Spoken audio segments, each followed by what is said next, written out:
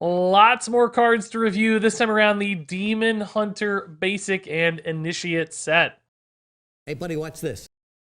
That's right, 24 cards in this video. You may have already seen these. They did get leaked early. They've been out for a little bit, but I didn't want to overwhelm you guys with card reviews. That said, we'll move through these pretty quickly in this video. Like with Coordinated Strike here, a new 3-mana basic spell for Demon Hunter, summon 3/1/1 Illidari with Rush. So basically, you're getting 3/3 in total stats. They're all going to have Rush. I think this is a pretty nice way to summon lots of minions and trade fairly effectively into early game boards. Plus, as we'll see in this video, Demon Hunter has a lot of synergies for summoning minions and killing them quickly, opening up all kinds of things like crazy card draw or even some burst damage opportunities.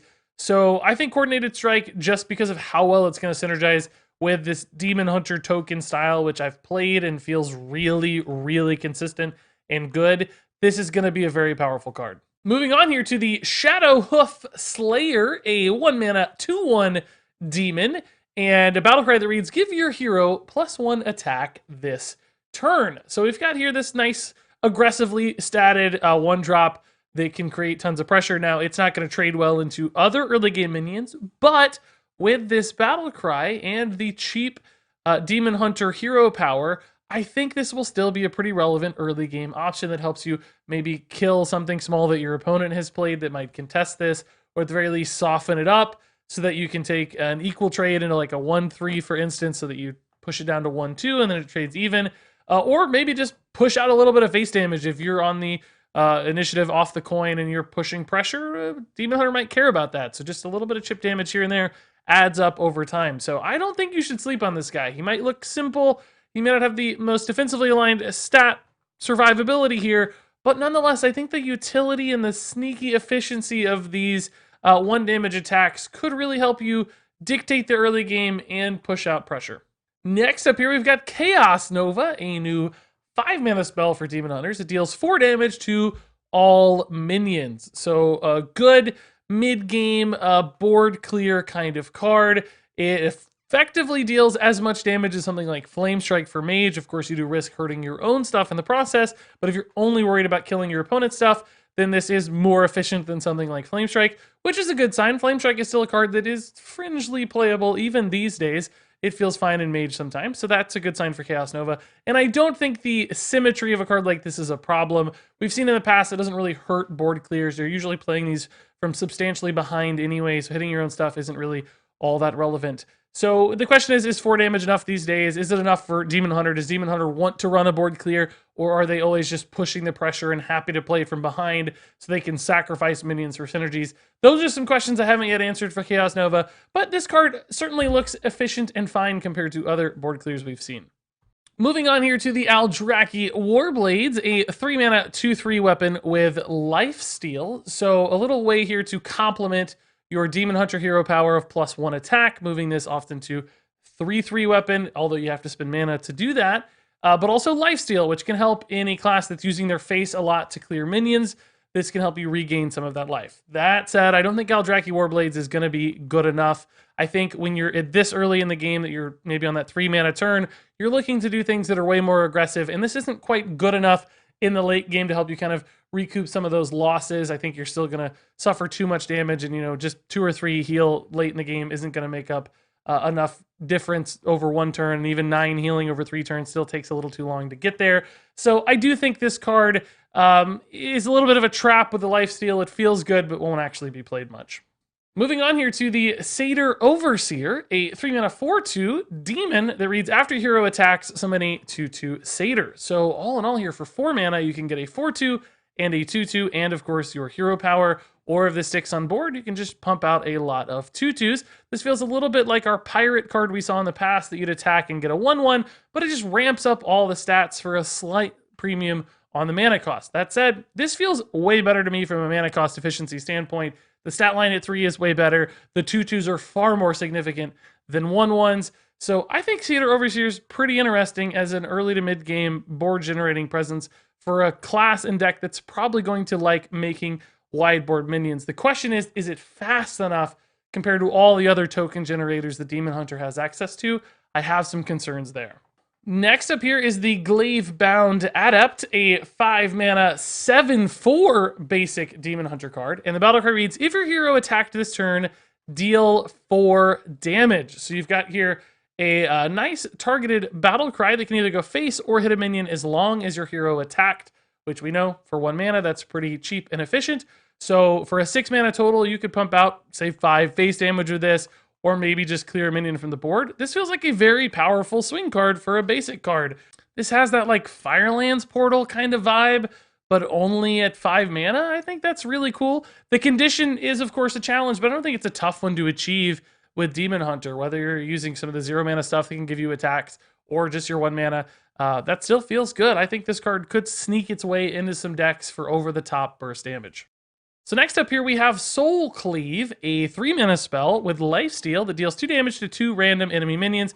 So basically the same as Warrior's Cleave, but it's got lifesteal for an additional mana cost. I don't know if this card is, much like our previous lifesteal card, going to have quite enough utility to make up the fact that it might go counter to your game plan a little bit. 2 damage to enemy minions randomly is sometimes hard to hit. We've never seen Cleave Field that good outside of the occasional Zephyrus roll when you're know that's exactly what you're going for, but Cleave itself never run in decks. And the lifesteal is generally only going to heal you for 4, which isn't an enormous swing.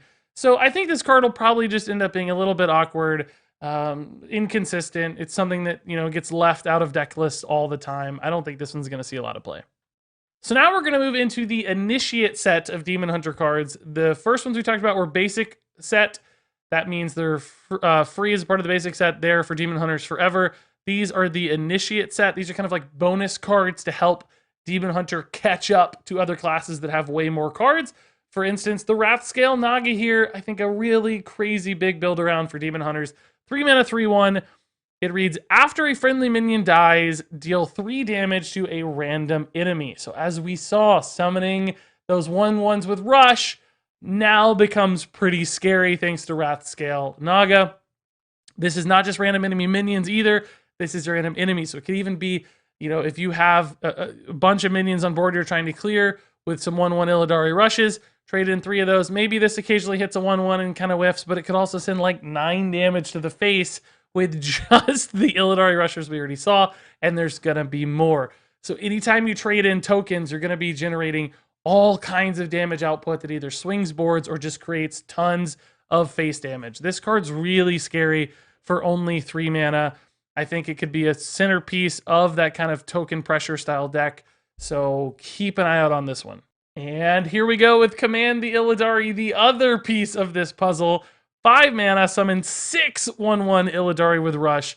So same story as our previous summoning 1/1 Illidari with Rush cards.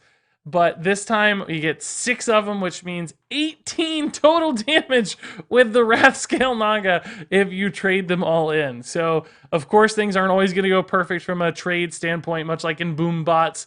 You kind of have to try to line things up. But that can be a ridiculous mid-game combo for, if you manage to stick a Wrathscale Naga, which is going to be rare, or maybe a late-game combo to help you recover a board, push some damage for 8 mana total with Command the Illidari and the Wrathscale Naga. But nonetheless, this wide board token stuff seems to come together really, really nicely for Demon Hunter on the back of some of these cards. So I do think Command the Illidari is going to be played. Oh, and hey, look at this. Feast of Souls, a 2 mana spell that reads, draw a card for each friendly minion that died this turn. So that's right, Command the Illidari. Kill 6 1/1s, draw 6 freaking cards for 2 mana. You get to clear something, wreak havoc to the board with Wrathscale Naga, and completely refill your hand in the process. That is totally bonkers of a combo. Even outside of that, just killing like 1 or 2 minions in a turn for a trade makes Feast of Souls 2 mana, draw 2 cards. That's really, really powerful. You can just get a big time hand reload. It kind of reeks of something like Old Divine Favor. A card like Feast of Souls is a little bad if you're behind on board or you don't have Rush to enable those instant trades, certainly, but how often is that going to happen if you're building your deck with all these different Rush minions that you can trade in immediately? You can save them up for a big time swing and reload off of Feast of Souls. So the power output of this card seems absolutely bonkers. It can do some crazy things with the rest of the set supporting it. I guess if Demon Hunter lost access to all Rush minions and they couldn't trade immediately, Sure, something like this could get much, much weaker in the future, but for now, it looks like it can go absolutely bonkers. So now let's take a look at Umberwing, a 2-mana 1/2 weapon that will summon you 2/1/1 Fell Wings. So another token generator here. This one really feels like the old muster for battle for Paladin, where you get a decent little ping style weapon and a couple minions. Clearly this is fewer minions and a lower mana cost, but nonetheless I think it becomes a very efficient option for Demon Hunters in the early game. If you think about the weapon itself, it's like Rogue's hero power, which we know Rogue likes hero powering. That's a good asset to have, but you also get some bonus minions to help you trade in or set up those token synergies. Beyond that, you can augment this attack pretty easily in future turns like 3 and 4, add that hero power in. You're making yourself a 2/2 weapon, which trades into far more things in the early to mid game. So Umberwing feels like a really good workhorse style card for what Demon Hunter's looking to do. I think this is a really, really nice piece. So next up here, we have the Illidari Fellblade, a new 4-mana 5/3 with Rush, and Outcast gain immune this turn. So if you remember Outcast, or if you haven't seen it yet, that is the keyword that if you play this card from the left or rightmost spot in your hand, then you will gain the bonus, in this case, turning it immune, allowing it to take a trade for free. So this feels like, you know, if you think about the 4-mana rush options for warrior, things like Militia Commander would often trade and perhaps die. In this case, you might be able to keep it alive as a threat to go 2 for 1 against some other opposing minions. And at 5 attack, this can certainly trade up pretty nicely as well. Even in the late game, this could be a very relevant sort of minion. But keep in mind, sometimes you might actually want this to die given some of your other synergies in your deck. So that adds some sort of strategy on whether or not you want this to be outcasted. Now, I will say, I think a card like this is not as well suited to outcast as some others we've seen. Some outcast cards are best if they're like sitting in your hand for a while or maybe right off the top of your deck. This one is not something you're probably going to be itching to play anytime. Like if you draw it right away, you might want to react to something specific. Also, it's something you might want to play on turn 4 when you probably haven't yet filtered it to the left side of your hand. So it may be hard on occasion to get Outcast to actually activate on this card, whereas other cards I think very naturally fit into the Outcast mold. So that said, I do see a little bit of a challenge for this card just because the Outcast is where a lot of the strength lies in this one. It's fine without it, but it's only really great with it, and that might hold Illidari Fellblade back just a little. Next up here, we have Eyebeam, a 3-mana spell with Lifesteal, and deal 3 damage to a minion, Outcast. This costs 0.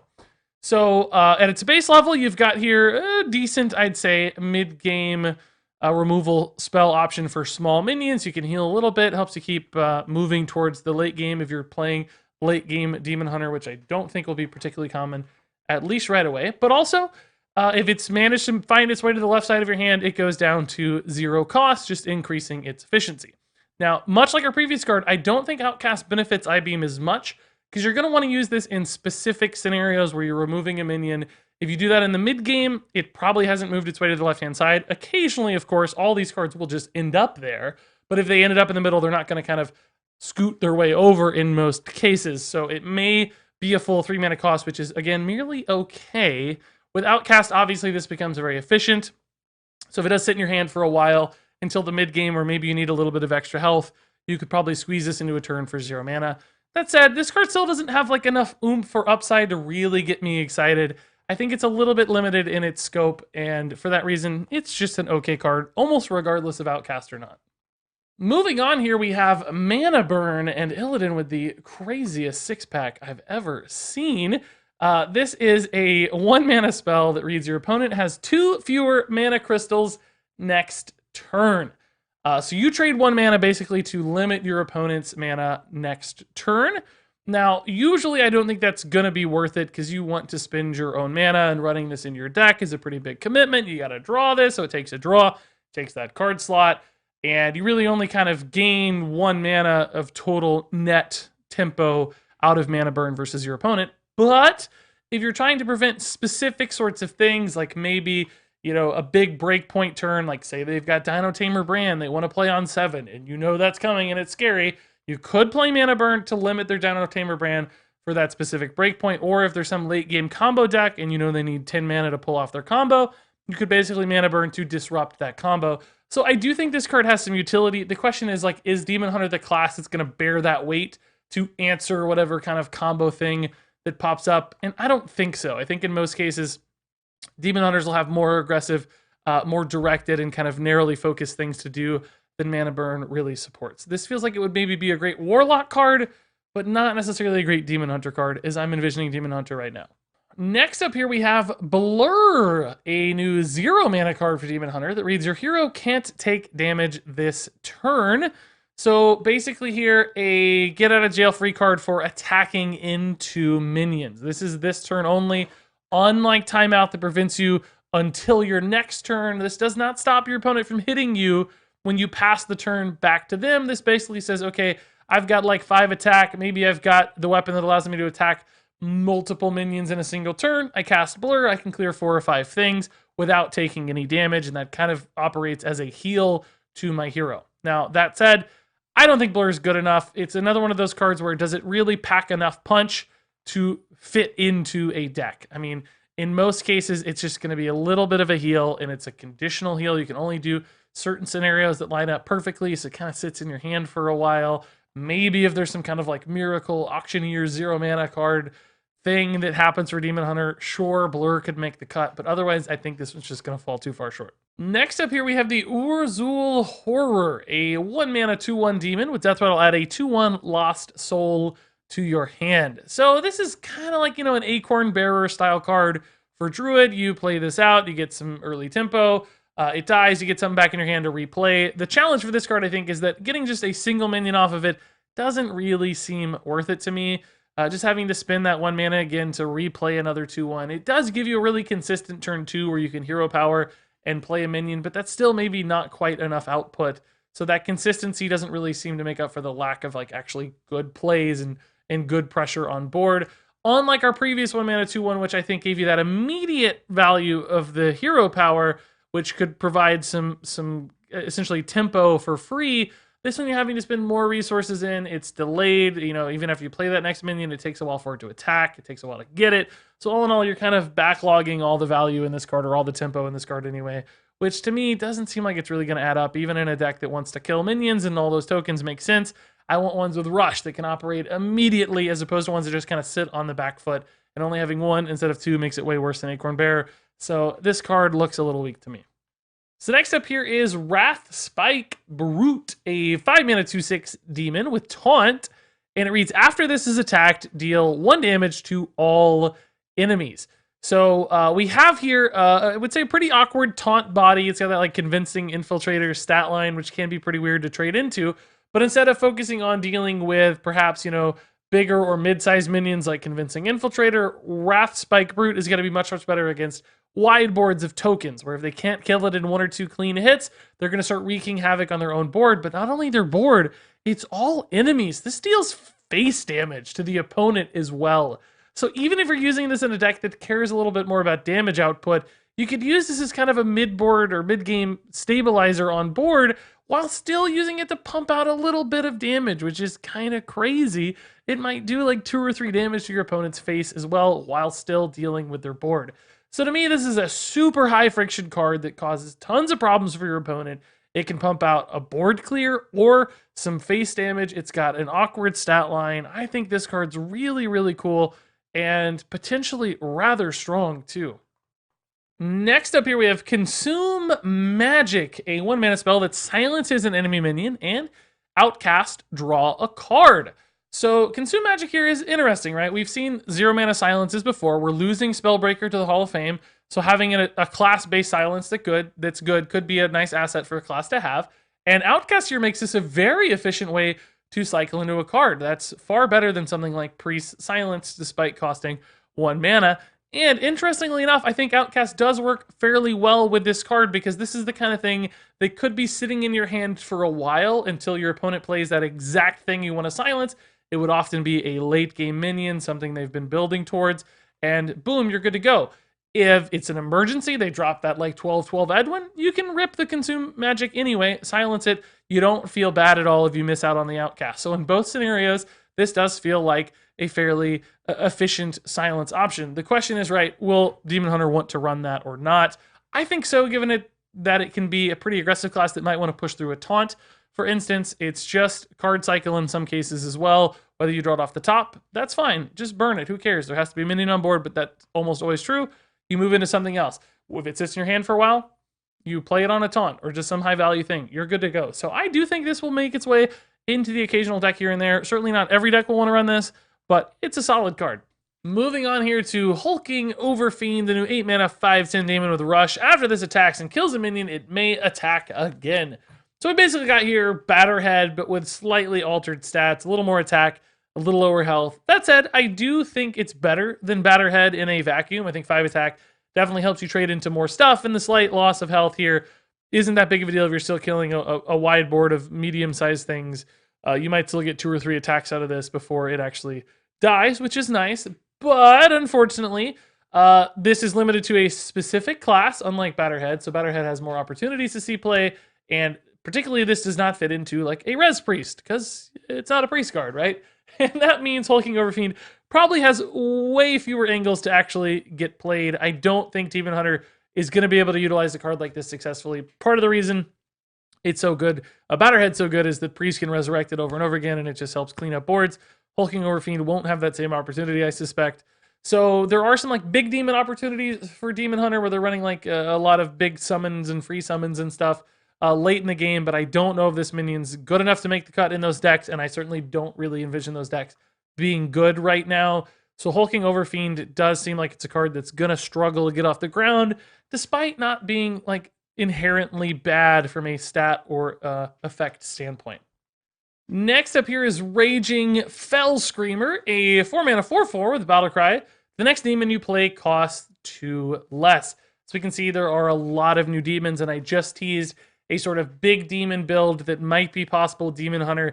And I think this card is designed to potentially support that, cheating out a bigger demon a little sooner. You can bank this value. It does not say this turn, so you may wait 2 or 3 turns before you really see this discount come into fruition, and you get an okay minion in the process. That said, again, I don't know if that deck's going to get there. If it does, I'm not even sure Raging Fell Screamer is going to make sense. You might be focusing your early turns more on like staying alive or generating a value or resources in hand. And I don't know if this 2 mana discount is going to be substantial enough, and if the minion you cheat out is going to be swingy enough to make Raging Fell Screamer a real possibility. Next up here is Blade Dance, a 2 mana spell that reads deal damage equal to your hero's attack to 3 random enemy minions. And this is kind of cool. It's a little bit like a Blade Flurry of sorts, but kind of randomly targeted. So at a base level, you know, if you just have your hero power, this is, you hit the hero power for 1 attack.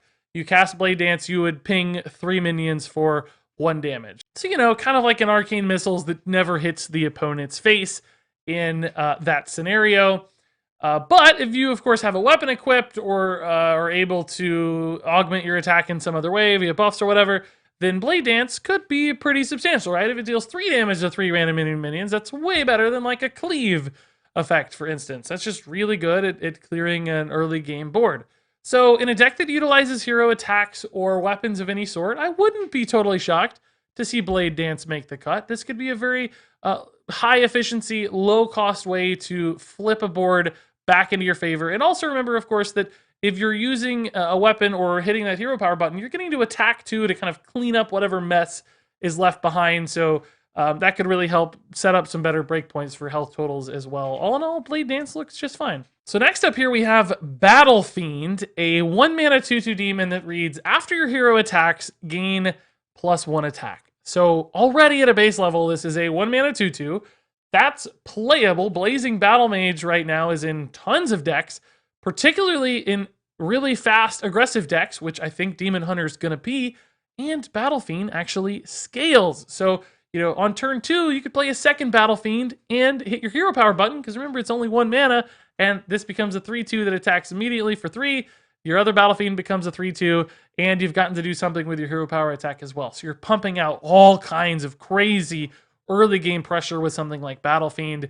And although certainly cards like this fall off in the mid to late game, it's like, well, you top deck this, you're not super excited. It doesn't matter, because you're just increasing the consistency of those really fast opens that overwhelm your opponent, which I think Demon Hunter is going to be really, really good at doing. So Battle Fiend absolutely looks like a very powerful card that synergizes incredibly well with the Demon Hunter class and hero power.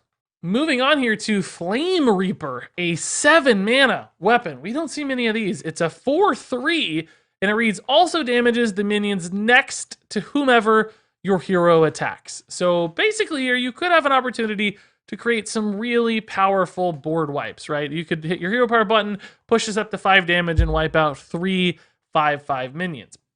That's cool, I guess, right? Like, sure, in Arena, that sounds cool, but in standard constructed Hearthstone, 7 mana is so much to spend on something like Flame Reaper, I think, even though it's repeatable over multiple turns and you could wipe out 3 straight boards of 3 5/5 minions.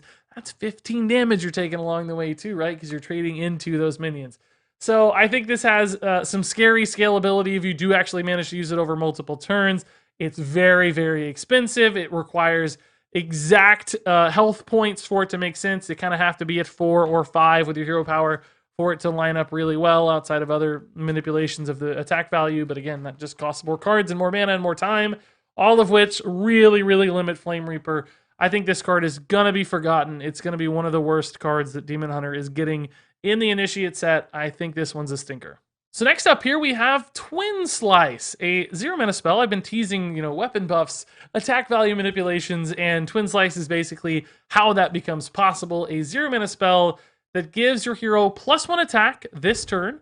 So it's kind of like an extra hero power, but for 0 mana, and you get a second slice added to your hand as well. So it kind of has Twin Spell basically, or you can cast it again. So it's almost like a Pounce, for instance, but where you can maybe bank half the value. Maybe you only need the +1 attack now, so use the first half, save that second half for later. Maybe you need all of it now. Maybe you need 4 of them now, and you go for +4 attack. You can do that as well. But it is a cool little card that really does make some of those breakpoints we talked about for I need this to be exactly 3 attack or 5 attack or 7 attack. Suddenly Twin Slice makes that an opportunity that does complement a bunch of different kind of weapon or attack synergy Demon Hunter builds rather nicely. That said, of course, this is a card that runs out of gas really, really quickly, even perhaps in an aggressive deck. You're not going to get a lot of value out of this one necessarily so much as a lot of tempo and board reaction. But, if Backstab is a playable card that deals 2 damage for 0 mana, I certainly could see Twin Slice being the same, particularly because it expresses and opens up some other attack synergy options. So I think this card is certainly a viable one. Coordinated Strike is a 4-star card. Shadowhoof Slayer is a 4-star card. Chaos Nova is a 3-star card. Aldraki Warblades is a 2-star card. Satyr Overseer is a 3-star card. Glavebound Adept is a 3-star card. Soul Cleave is a 2-star card. Wrathscale Naga is a 5-star card. Command the Illidari is a 4-star card. Umberwing is a 4-star card. Illidari Fellblade is a 3-star card. Eyebeam is a 3-star card. Mana Burn is a 2-star card. Blur is a 2-star card. Urzul Horror is a 2-star card. Wrathspike Brute is a 4-star card. Consume Magic is a 4-star card. Hulking Overfiend is a 2-star card. Feast of Souls is a 5-star card. Raging Fellscreamer is a 2-star card. Blade Dance is a 3-star card. Battle Fiend is a 5-star card. Flame Reaper is a 1-star card. Twin Slice is a 3-star card. And there you go, folks. That wraps it up for the Demon Hunter Initiate cards that we've seen so far. There will certainly be more in the future. I think there's 3 Initiate cards left, maybe, and a couple basic cards we haven't seen as well. So keep an eye out on those in the future. I may bundle those into Ashes of Outland reviews, or maybe not, actually. Maybe we'll do them separately. I'll have to see how it feels and how many cards there are on a given day. That said, of course, share your thoughts on these cards below. What do you guys think? What am I missing? What am I getting wrong? Share your insightful takes in the comments below. But until then, thanks much for watching, and until next time, game on.